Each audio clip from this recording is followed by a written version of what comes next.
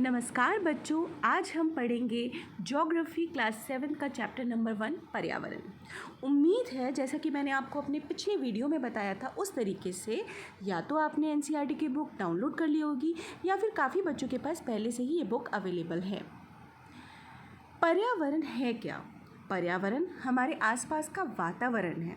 अपने आसपास हम जो भी चीज़ें देखते हैं वो हमारे पर्यावरण का हिस्सा बन जाती हैं। ये पाठ शुरू होता है एक बच्चे की कहानी से। रवि काफ़ी लंबी छुट्टियों के बाद रवि स्कूल जा रहा था। तब उसने देखा कि उसके स्कूल के पास जो मैदान है वहाँ पर खुदाई चल रही थी। उसके खेलने का जो मैदान था उसको तोड़ा जा रहा था और उसकी जगह वहाँ बिल्डिंगें बनाई जा रही थी। यह सोचकर कि अब इस मैदान में रवि खेल नहीं पाएगा, रवि बहुत उदास हुआ। स्कूल जाकर के भी उसने अपने सहपाठियों से ये बात बताई और सुबह की सभा में प्रधानाचार्य ने भी बाकी बच्चों से ये बात शेयर की कि किस तरीके से हमारा पर्यावरण बदल रहा है। जब रवि ने ये बात सुनी तो उसने जाकर के अपने शिक्षक से पूछा कि आखिर ये पर्यावरण होता क्या है, आखिर ये पर्यावरण है क्या।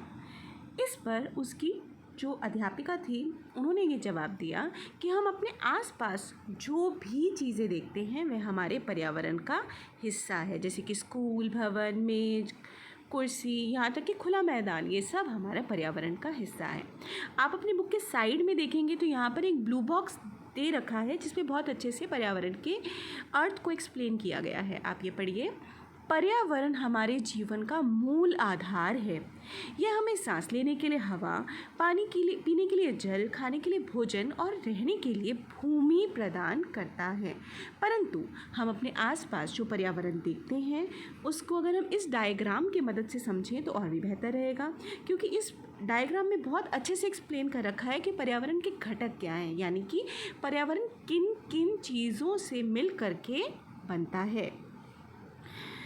तो जैसा कि आप यहाँ देख सकते हैं कि पर्यावरण का घटक के 3 घटक हैं। पहला प्राकृतिक वो जो नेचर ने, प्रकृति ने हमें प्रदान किए, जैसे हमारा वायुमंडल, जलमंडल जिसमें जल पाया जाता है जैसे नदियाँ, समुद्र इत्यादि, स्थल यानी कि हमारी भूमि का मंडल, और इन तीनों को मिलाकर जल, वायु और स्थल को मिलाकर के हमारा बनता है जैव मंडल।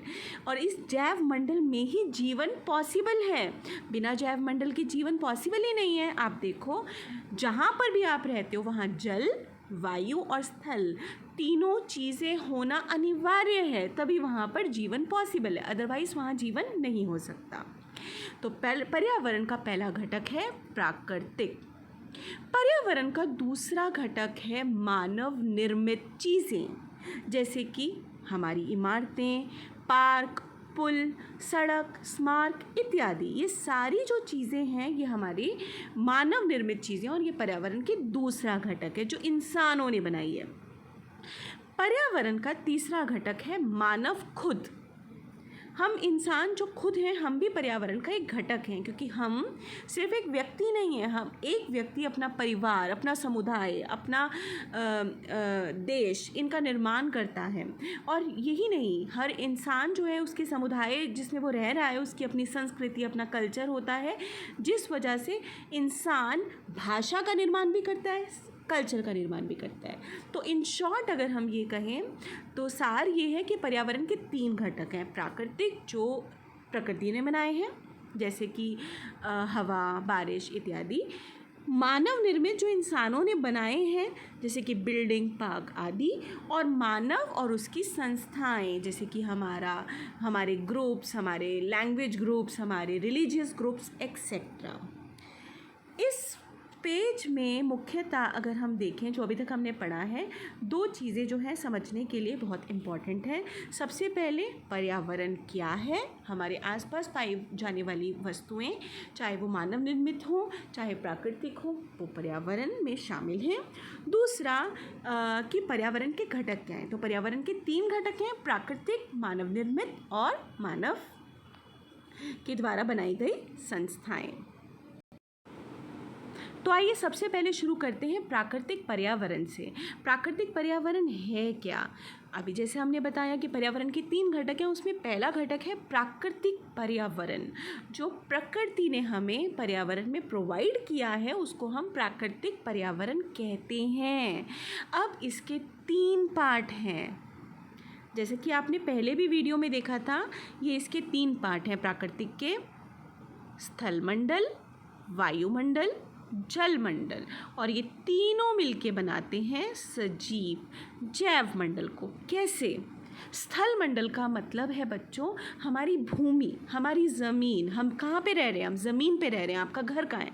हवा पे तो नहीं है ना, ज़मीन पे है। आपके घर के आसपास पेड़ भी हैं, बिल्डिंग भी हैं, रोड्स भी हैं, ब्रिजेस भी हैं, है ना? तो ये क्या है? जो ज़मीन है ये आपका स्थल मंडल है।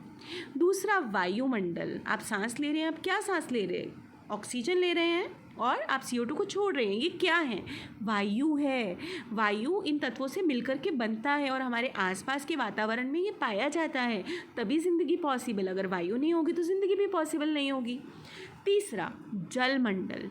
जो जलमंडल है हमारे आसपास आप देखो तो पानी का कोई ना कोई सोर्स है, तभी वहाँ पर आबादी टिकी हुई है।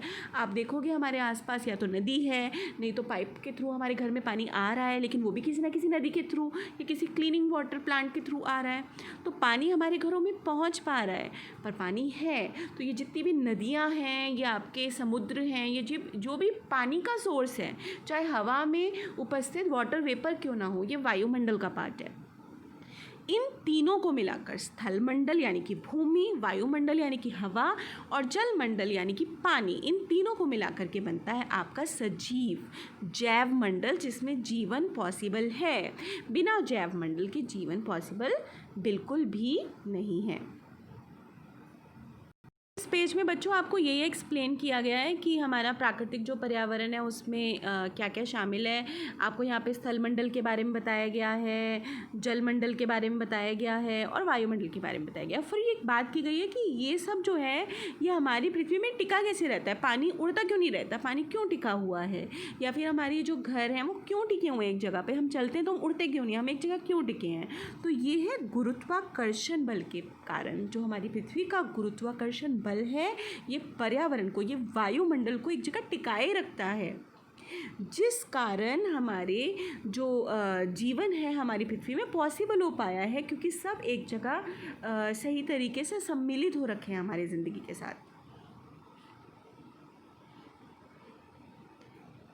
साथ ही साथ बच्चों आप ये शब्द उत्पत्ति भी पढ़ लीजिएगा। जैसे कि अगर आप यहाँ देखें, सबसे पहले पर्यावरण यानी इन्वायरमेंट, शब्द की उत्पत्ति फ्रेंच शब्द इन्वायरमेंट यानी इन्वायरनर से हुई है, जिसका अर्थ है पड़ोस। फिर इसके बाद हम अगले पेज पर आते हैं। हमारा अगला टॉपिक है परितंत्र क्या है। तो इसका उत्तर हम यहाँ देख सकते हैं, आप ये ध्यान से समझने की कोशिश कीजिएगा।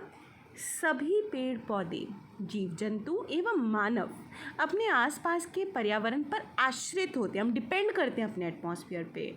प्राय हम ही नहीं, हमारे पेड़ पौधे भी हम पर डिपेंड करते हैं, एक दूसरे पर हम आश्रित होते हैं।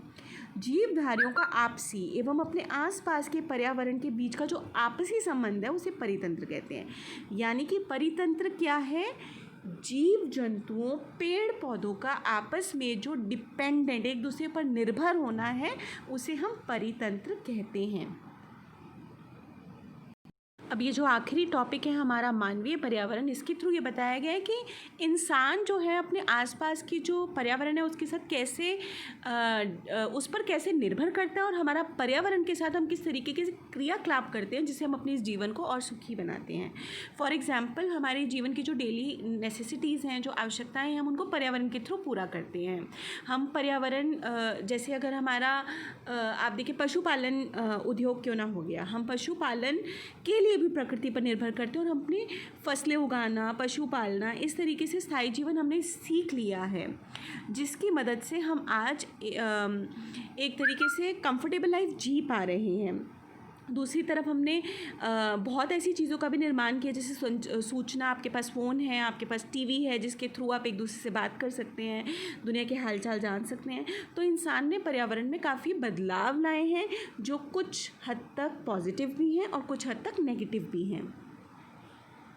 तो ये था हमारा पार्ट 1 पर्यावरण ज्योग्राफी का। अगर आपको इस पार्ट को डिटेल में और अच्छे से समझना है तो आपको खुद ये पार्ट दोबारा पढ़ना होगा। यहाँ मैंने बहुत ब्रीफली आपको समझाया कि इस पार्ट में क्या क्या मेन टॉपिक्स दे रखे हैं, और आप इसको एक बार खुद अगर पढ़ेंगे तो आपको समझ आ जाएगा कि क्या चीज़ें आपको अच्छे से समझ आई हैं। डिटेल में आप पढ़ेंगे तो आपको डाउट्स भी निकलेंगे, तो आप मुझे शेयर कर सकते हैं। अगले वीडियो में हम डिस्कस करेंगे एनसीईआरटी के बैक एक्सरसाइज के क्वेश्चंस पर। तब तक के लिए गुड बाय। उम्मीद है आप इस चैप्टर को डाउनलोड करके अच्छे से रीड करेंगे, ताकि बाद में जब हम एनसीईआरटी के क्वेश्चंस को डिस्कस करें तो आपको दिक्कत ना हो। Thank you.